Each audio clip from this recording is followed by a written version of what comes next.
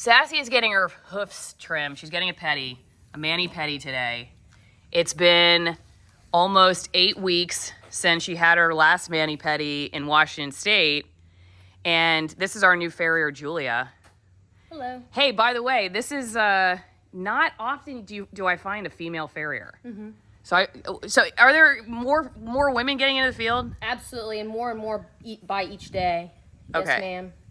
I asked this because I just have never really, I don't think I've run across, one in my lifetime of having horses. Because it's a very physical job, right? Very physical, but, there's a lot of strengths that women bring to the table that isn't just brute strength. At the end of the day, even the men, you're not going to get too far with even your regular horse, but especially a problem horse by trying to muscle them into things. So sometimes a woman farrier does bring a skill set to the table that a male farrier, not that he can't, but might not be open to trying different methods. And please, everybody, forgive us for the disastrous mess in the background. We are, I would say, like 30% moved into this place. So just pretend like it's completely organized and you approve of, what you're seeing. So show us what you got here. Okay. So what do you want to see? Why don't you show us the hoof? Let's, what does it say to you? What does the hoof say to you right now? And by the way, there's Jack. So this is how much we trust Sassy. So far, just based off of, I only took a little bit off the frog here, but this is just the cleaned out hoof. I see that she's got a lot of depth here without exfoliating any of this sole. You can see that all this is ready to come off. She is missing a little bit on this medial heel quarter here, and that's just from excess growth. You said it's been about 2 months, correct? Yep. Mm-hmm. So overall, though, a pretty healthy foot. We do have some thrush here, which I will help clean this frog up and medicate it today so we can be in a better spot. What is that caused by? Thrush? Yeah. So thrush, when these heels get really long here, as you can see, so the farther away this frog gets from the ground and the less that it can interact with the ground, the easier it is for this anaerobic bacteria, which is thrush, or this fungus, excuse me. It makes it easier for it to compromise this frog because, that, like I said, the foot can't interact with the ground as it's supposed to.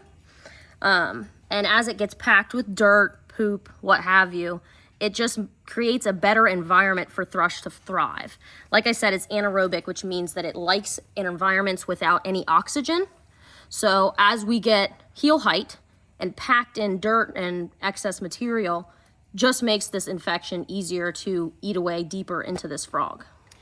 Okay, so I was just explaining to Julia that Sassy had some hoof issues that nearly ended her life almost 2 years ago. We think because her sole was cut too short, so like that area she was showing you was just too thin and it was hurting when she'd hit the ground with the hardened fall/winter ground, making sure Jack is not crawling under the horse. And so we've been working really hard with what are called often therapeutic farriers to grow out her hoof and her sole, and we haven't had any issues since. She's 30 years old. She's doing great. We're going to keep her that way. Julia came highly recommended by our new veterinarian here. So well, we're all watching you now. Well, I will make you proud. How do you make sure that you preserve the sole and, you don't do the same thing that potentially a farrier may have done to her a couple years? Yeah, exactly. How do you know? So I use multitude of different methods. Number one, I visually assess. So where I showed you this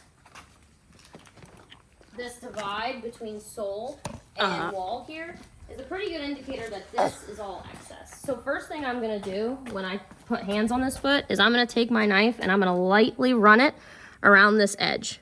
Okay, and what I'm looking for is, you can see this sole is very crumbly and flaky. That's what we call dead sole. Now, the alternative to that is live sole, which it's still dead, but live sole means that you're getting closer to sensitive structures.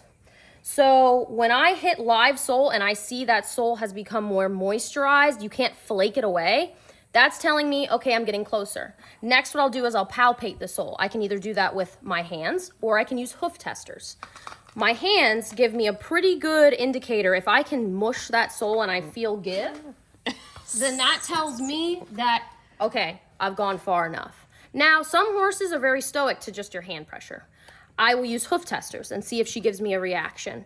That allows me to know, okay, how close am I to those sensitive structures, aka the solar chorea and the coffin bone. Okay. Yeah. So now that area, that's particularly for the toe. In the back half of the foot, I bring the heels back to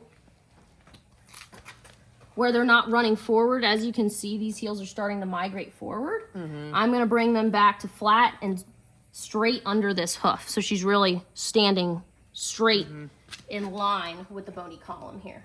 Okay. You can see that they're starting to run forward. It's not horrendous, but you know, she's got some excess length. I've changed my mind about what the most expensive part of owning a horse is, and I personally now think the feet are the most expensive part.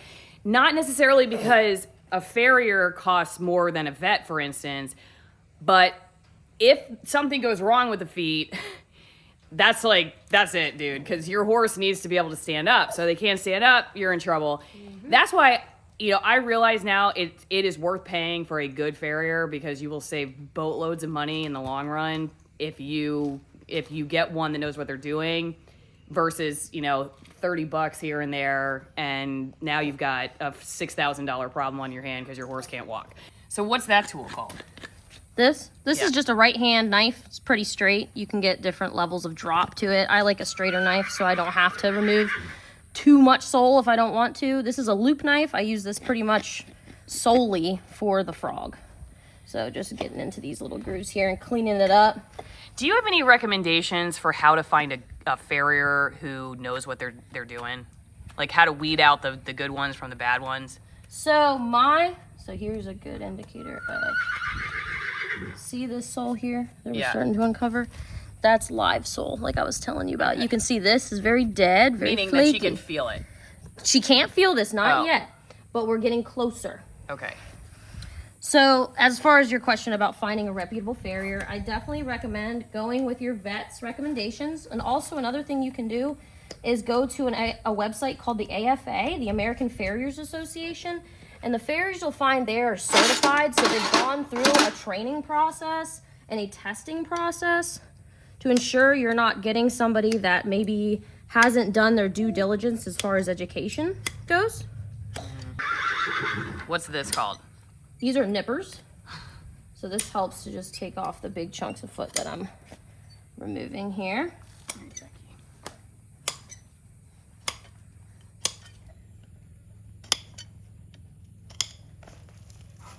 Then what I'm going to do is I sight the foot just so I can appropriately balance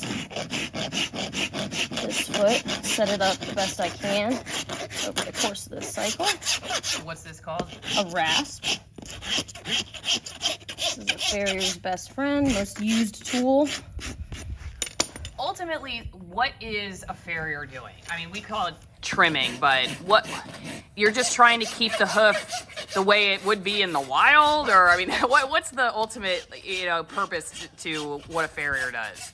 So, in the wild, horses would be traversing over miles and miles of terrain. And where they're from, they'd be in an area, not like Florida, where they could actually wear their feet down on rocks and roots in a harder terrain than this. A farrier is maintaining hoof health by not allowing this excess growth and chipping that comes along with it, especially here in Florida where it's very, very wet. So the feet actually get very soft.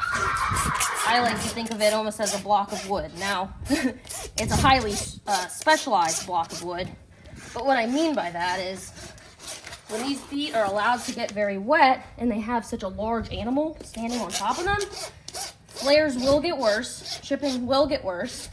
So I'm essentially just maintaining as short of a foot as I can manage for the biomechanical health of the hoof and the leg that's attached to it, while also maintaining proper sole depth and protection to that coffin bone, which in a case like laminitis, that's the problem, is that coffin bone's getting too close to the ground, whether it's sinking or it's rotating. Yeah, and that's the painful part. Yes, because that bone is getting closer and closer to the ground. For, you know, laminitis can happen for a variety of reasons.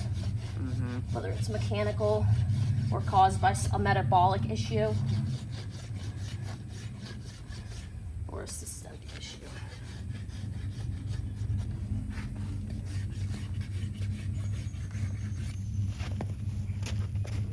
Right. So that Looks better. pretty much the finished trim. I'm just gonna clean up those bars and make sure that I'm happy with everything on the bottom. But for me, first time meeting her, that's a safe length for her of taking off all the excess without getting too aggressive, knowing her history in that solar area right in the toe. Look at the difference, everybody. See? Sassy, how do you feel? You ready for the prom? Okay, with your new boyfriend Freckles. All right, well, this has been Jack and Allison reporting live. See you next time. Bye, Sassy.